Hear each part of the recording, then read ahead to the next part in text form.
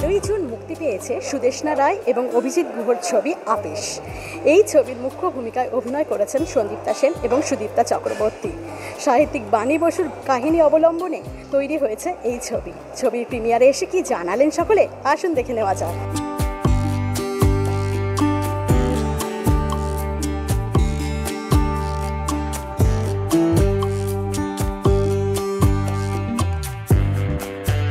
মানুষ যখন টিকিট কেটে একটা সিনেমা দেখতে যাবেন তখন তিনি অনেকটা আশা করবেন এবং কি বলবো, পয়সা বসুল যাতে হয় এবং ভালো ছবি না হলে পয়সা ফেরত।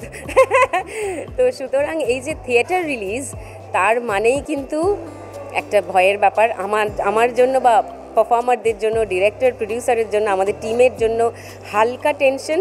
ইন্টারভেল হলে খানিকটা একটা বুঝতে পারবো কোন দিকে যাচ্ছে ব্যাপারটা।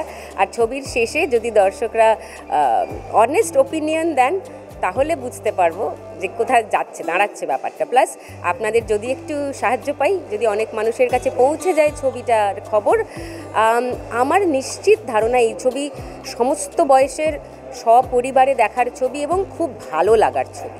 সুদেষ্টা অত্যন্ত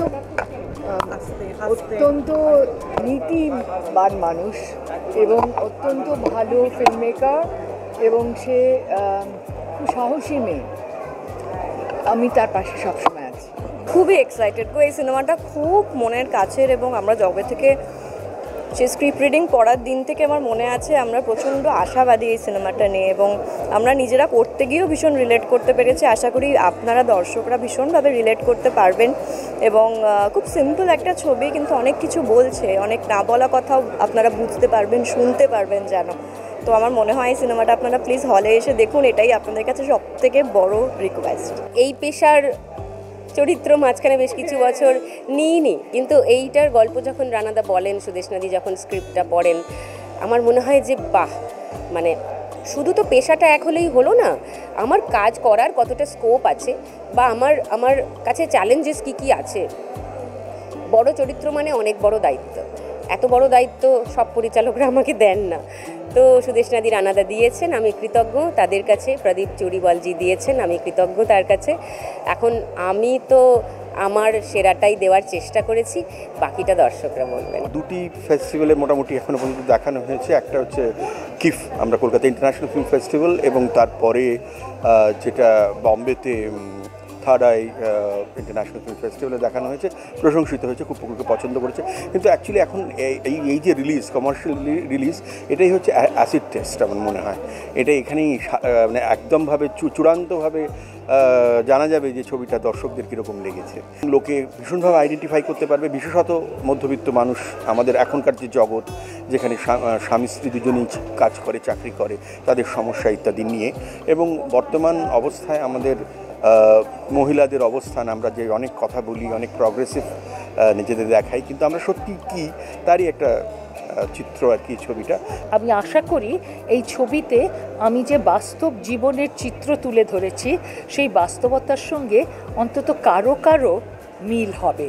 আমার মনে হয় যে প্রতিটি ওয়ার্কিং ওম্যান বা রোজগেরে গিন্নি যাকে বলা যায়, আমরা সাধারণত রোজগেরে গিন্নি বলতে বলি যে যারা অফিসে গিয়ে বা স্কুলে পড়িয়ে টাকা রোজগার করেন, কিন্তু আবার সেও রোজগেরে গিন্নি যে লোকের বাড়ি বাড়ি কাজ করে বা হকারি করে বা অন্য মাঠে কাজ করে, তারাও কিন্তু রোজগেরে গিন্নি। আবার যিনি বাড়িতে থাকেন 24 ঘন্টা, তিনিও রোজগেরে, শুধু তাকে কোনো পয়সা দেওয়া হয় না। ভালোবাসাই হচ্ছে তার একমাত্র পাথেয়। এবং আমরা দেখেছি যে সেটাও যে বাড়িতে 24 ঘন্টা কাজ করছে, তাকে সেইভাবে কেউ অ্যাপ্রিসিয়েশন দেয় না। সেই অ্যাপ্রিসিয়েশনের সময় এসেছে। শুধু টাকার বিনিময়ে যেটা কাজ, সেটাই কি কাজ? আর যে সুন্দর একটা বাড়ি পরিবেশ তৈরি করছে, তোমাদের সাহায্য করছে, মানে শ্বশুর শাশুড়ির দেখাশোনা করছে, সেখানে কিচ্ছু না, সেখানে শুধু লাঞ্ছনা গঞ্জনাই পাওয়া যায়।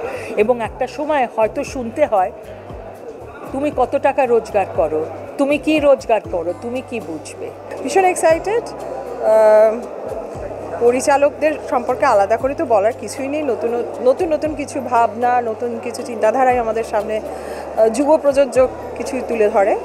আর সুদীপ্তার পারফরমেন্স আছে, সেটাও তো দেখতে হবে, সবার পারফরমেন্স। খুব আশা নিয়ে এসেছি, কারণ রানাদা সুদেশনাদির ছবি এবং যারা কাজ করেছেন তারা আমাদের খুবই প্রিয় মানুষরা। তো আশা করি যে এই আজকের দিন যখন বেরোবো এখান থেকে খুব খুশি হয়ে বেরোবো। যে বিষয়বস্তু, সেই বিষয়বস্তু যে শুধু আজ প্রাসঙ্গিক তা তো না। এই ছবির যা বিষয়বস্তু তার প্রাসঙ্গিকতা আজীবন থেকেই যাবে আমার ধারণা। আমরা যতই এগোই না কেন খানিকটা প্রাসঙ্গিকতা থেকেই যাবে। তো সেই জন্য আমার মনে হয়েছে ছবিটা ভালো হবে, ট্রেলার দেখে আমার মনে হয়েছে, যে কারণে আমার মাকে সঙ্গে নিয়ে আসা। যখন কোনো বাংলা ছবির ট্রেলার দেখে আমার মনে হয় যে ছবিটা ভালো লাগবে, তখন আমি প্রিমিয়ারে মাকে নিয়ে আসি সঙ্গে। ভালো লাগছে, বেশ ভালো লাগছে, কারণ এই যে ছবিটা যে বিষয়ের কথা বলেছে, যে সমাজ ব্যবস্থায় আমাদের যে শ্রমবন্টন বা শ্রেণী বন্টনের কথা বলি, সেই বিষয় নিয়ে ছবি খুবই ভালো লাগছে। ভালো লাগবে আরও বেশি যদি মানুষ এই ছবিটি দেখে এবং এই ছবির যে উপযোগ্য বিষয় সেটাকে আরও অনুধাবন করে। মানুষ হলমুখী হয়েছেন অনেক দিন বাদে, সো সেইটার জন্য আমার মনে হয় যে এখন it's a very good time to release this kind of a film. আর সুদেশনাদি রানাদার কাছে আমাদের সবসময় একটা অন্যরকম এক্সপেকটেশন থাকে। আমার ধারণা ছবি খুব ভালো চলবে। ঋতুপর্ণ ঘোষের বাড়িওয়ালি ছবিতে মালতী নামে এক পরিচারিকার ভূমিকায় অভিনয় করেছিলেন সুদীপ্তা চক্রবর্তী। এরপর 12খানা ছবিরও অফার পেয়েছিলেন সেই চরিত্রে, কিন্তু তিনি করেননি। এত বছর পর ফের আফিস ছবিতে দেখা যাবে পরিচারিকার ভূমিকায়। সেই ছবি পেয়েছিলেন ন্যাশনাল অ্যাওয়ার্ড। এবার কি হয় তাই নিয়ে বেশ এক্সাইটেড অভিনেত্রী। এরকম আরও নতুন নতুন আপডেট পেতে আপনারা চোখ রাখুন আর্টিস্ট টিভি HD পর্দায়।